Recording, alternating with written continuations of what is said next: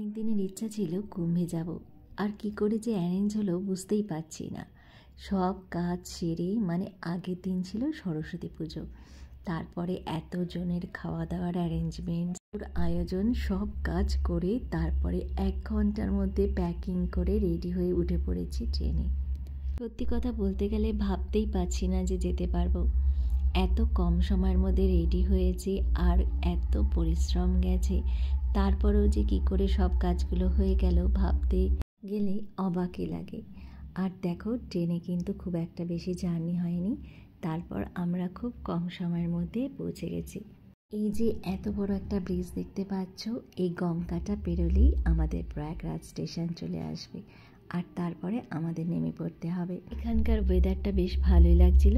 সকালবেলা একটু বেশ ঠান্ডা লাগে, দিনের বেলা একটু মোটামুটি গরমই লাগে, তারপর যখন বেলা গড়িয়ে আসে তখন ওয়েদারটা একদমই চেঞ্জ হয়ে যায়। স্টেশনেতে নেমে পড়েছি, এবার জানি না কি করে যাব। যাই হোক, কোনো রকম একটা যা পাই গাড়ি বা হেঁটে সেইভাবেই অ্যারেঞ্জ করে আমাদের যেতে হবে। এখানে একটা অটো পেয়েছি, সেই অটো করে আমরা অর্ধেক রাস্তায় চলে গেছি, আর অর্ধেকটা আমাদের হেঁটেই যেতে হয়েছে, কারণ পুরো রাস্তা এখানে গাড়ি পাওয়া যায় না, প্রচণ্ড ভিড়। আর এটা হচ্ছে ভারত সেবাশ্রম। এই ভারত সেবাশ্রমেই আমরা থাকবো।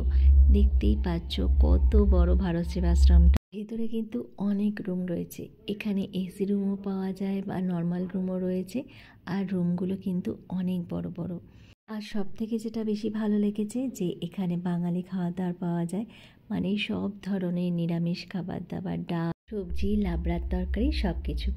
রুমে গিয়ে ফ্রেশ হয়ে খাওয়া দাওয়া করে বেরিয়ে পড়েছি।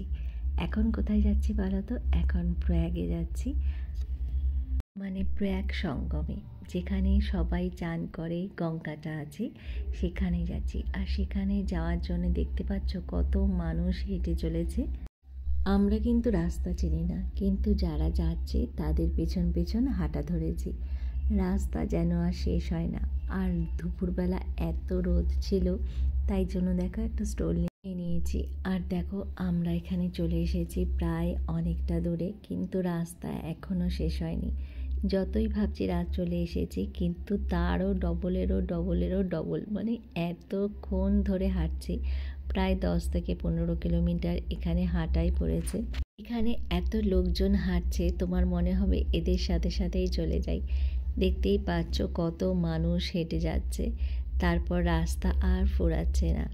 তোমাদেরকে তো বলাই হয়নি আমি কার সাথে যাচ্ছি। আসলে আমি বিনায়ক আর বিনায়কের বাবার সাথে যাইনি, এখানে আমি এসেছি মামার সাথে, মামা, মামি আর 2 ভাই। ভেবেছিলাম একটা গেরুয়া রঙের জামা কিনবো, কিন্তু কিনে উঠতে পারিনি। ওখানে গিয়ে কিছু কিছু জিনিস কিনেছি, যেমন গেরুয়া রঙের একটা টি শার্ট, উপরে যে চাদরটা দেখছো সেটা, আর রুদ্রাক্ষের মালাটা। তো যাই হোক, আমাদের ড্রেস কেনা হয়ে গেছে, আর আমরা সঙ্গমের প্রায় কাছাকাছি চলে এসেছি। এখন শুধু দেখতে হবে কোন জায়গায় চানের জায়গা। এখানে কিন্তু সরকার বেশ ভালো মতো ব্যবস্থা করেছে, মেয়েদের জন্য ড্রেস চেঞ্জিংয়ের ব্যবস্থা আলাদা করে করেছে, আর এটা কিন্তু ভিআইপিদের জন্য একটা আলাদা ঘাট। হাই গাইস, চলে এসেছি আমরা এখন স্নান করতে মহাকুম্ভ। হাই, আমরা এখন কোথায়? মহাকুম্ভ 25 না, যাই হোক। মা কোথায় গেল? হ্যালো। আরে দাঁড়া, আরে হাত সরা। যাই হোক।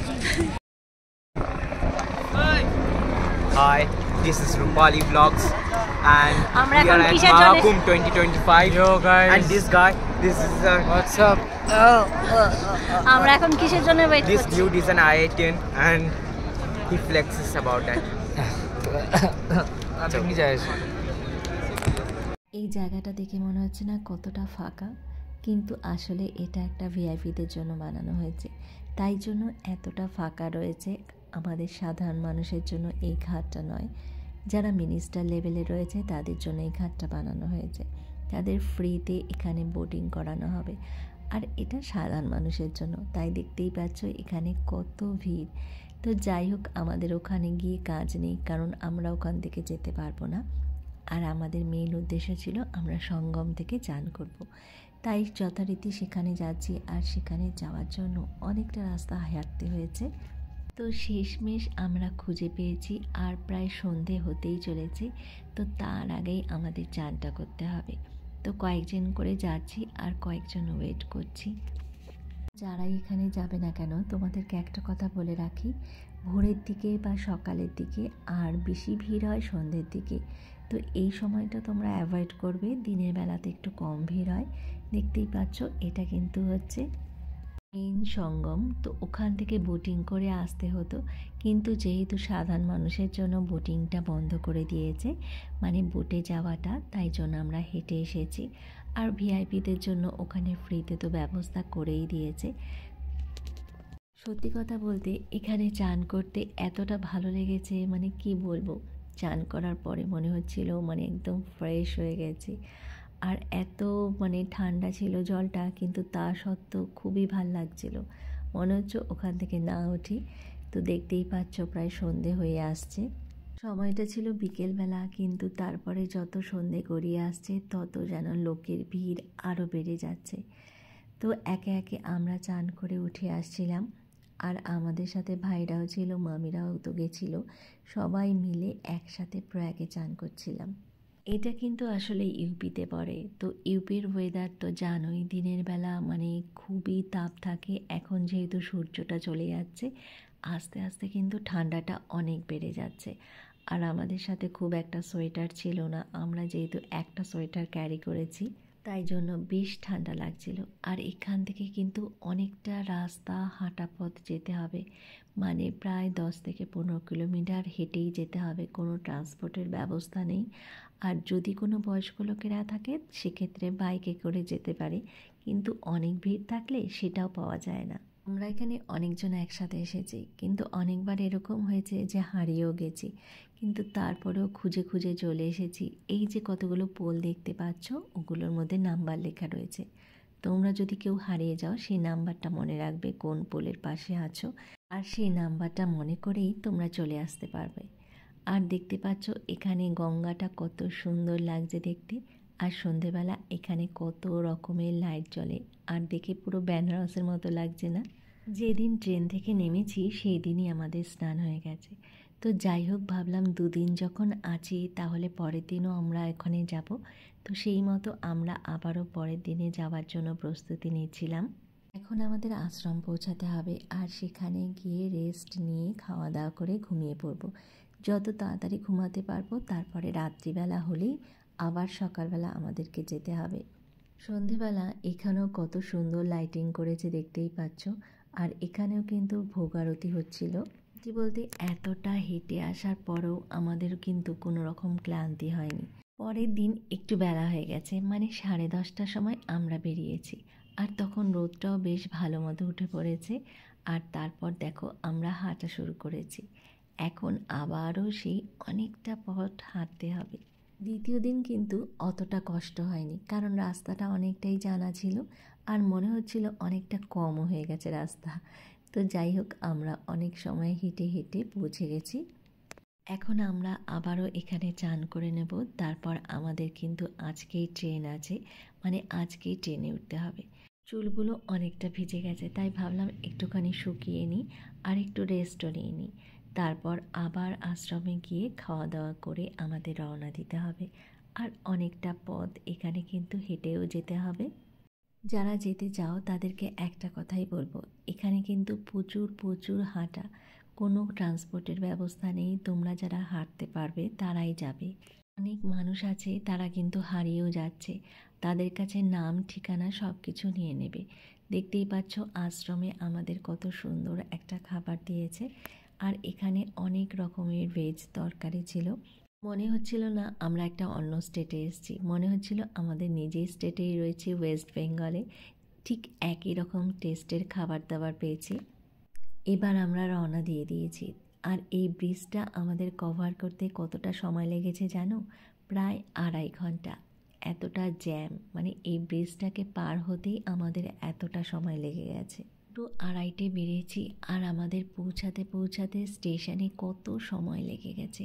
প্রায় 7:30, এতটা জ্যাম পেরিয়ে তারপর আমাদের স্টেশনে যেতে হবে। গাড়ি যেন আর নড়ছে না, মানুষের ভিড়ে গাড়ি কোথা দিয়ে যাবে বলো তো। তো যাই হোক, অনেক কষ্টে আমরা স্টেশনে পৌঁছে গেছি। আর একটু দেরি হলেই আমাদের ট্রেন মিস হয়ে যেত। স্টেশনে দেখতে পাচ্ছ কতটা ভিড়, পা ফেলার জায়গা নেই।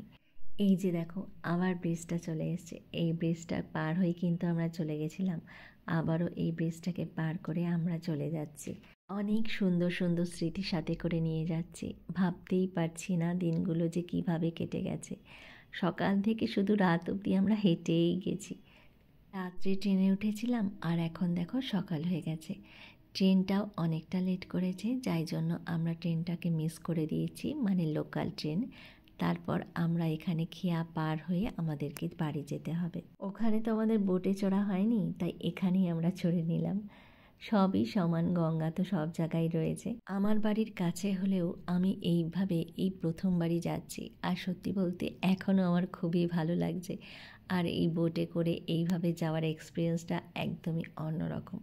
সুন্দর একটা ঠান্ডা ঠান্ডা হাওয়া দিচ্ছিল, আর এইভাবেই আমরা বাড়ি পৌঁছে গেলাম। তোমরা যারা কুম্ভে যেতে পারোনি তারা আমার সাথে এই ভিডিওটা যদি দেখো তাহলে বুঝতে পারবে ওখানকার অবস্থাটা কীরকম। আর যত দিন যাবে তত কিন্তু ভিড় আরও বাড়তে থাকবে, মানে শেষের দিকে একটু ভিড়টা বেশি হবে। সেই জন্য তোমরা সেরকম ব্যবস্থা নিয়ে যাবে, মানে যারা যেতে চাও।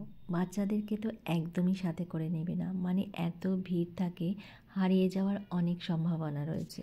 যাই হোক, তোমাদের সাথে গল্প করতে করতে আমি কিন্তু বাড়ি পৌঁছে যাচ্ছি। আর একটু সময় পরেই পৌঁছে যাব। সাথে আমি বেশি কিছু নিইনি, একটা ট্রলি নিয়েছি আর একটা সাইডে ব্যাগ নিয়েছি। তাতেই মনে হচ্ছে অনেক জিনিস নিয়ে নিয়েছি, আর একটু কম নিলে হতো। যাই হোক, তোমাদের ভিডিওটা কীরকম লাগলো অবশ্যই কিন্তু জানিও। আজকের মতো এখানেই বিদায় জানাচ্ছি। সবাই ভালো থেকো।